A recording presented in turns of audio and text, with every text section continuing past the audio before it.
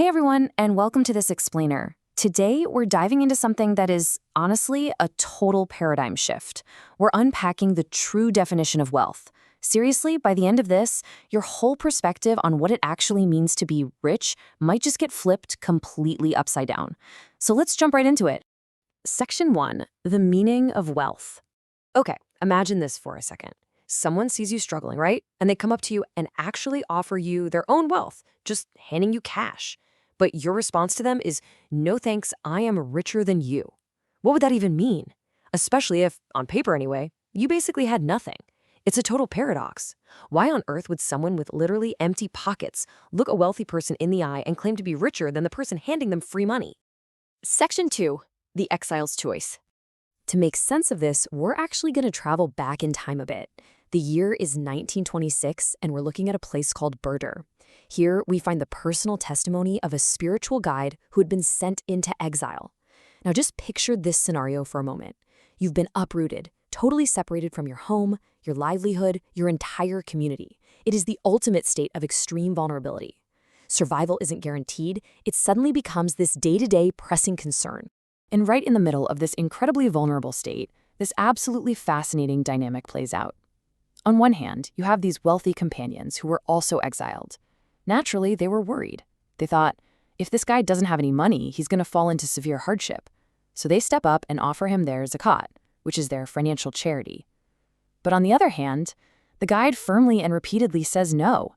He literally turns down free money. And here is exactly what he told them.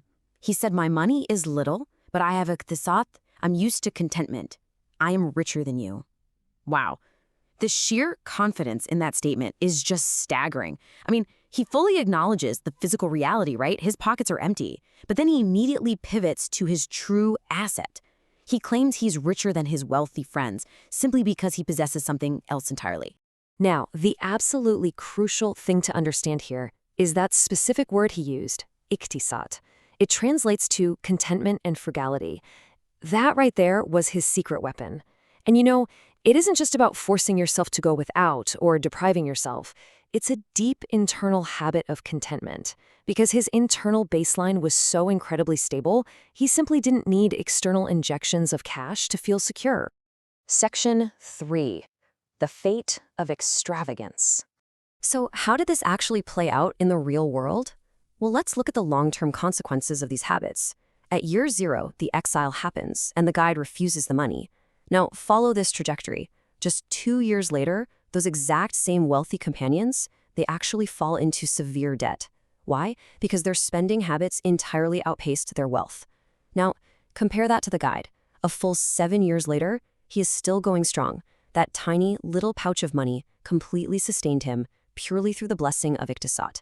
He never once had to depend on anyone else. The major takeaway from this whole historical event is that real wealth, true wealth, isn't the amount of money you hold. It's the skill of managing it. Those wealthy companions, they had the cash, for sure, but they totally lacked the skill. The guide, almost no cash at all, but his skill in managing his own desires was absolute. It goes to show that wealth isn't just some static number sitting in a bank account somewhere. It's a living, active practice. Section 4, the science of money.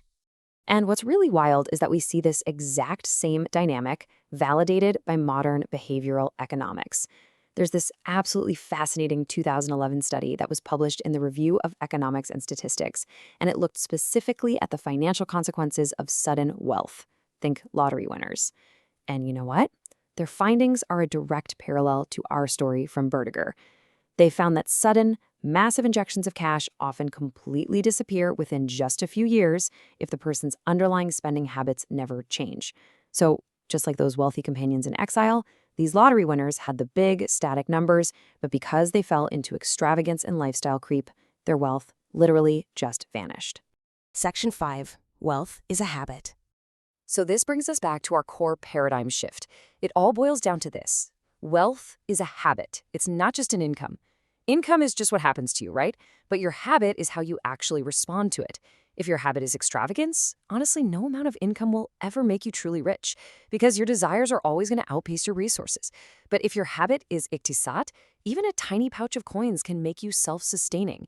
when you really think about it, contentment is the ultimate financial strategy. So I want to leave you with one final kind of provocative thought here.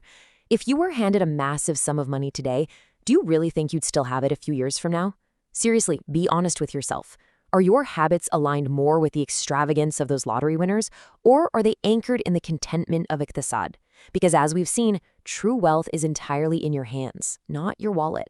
Thank you so much for joining me for this explainer. Keep analyzing, keep learning, and I'll catch you next time.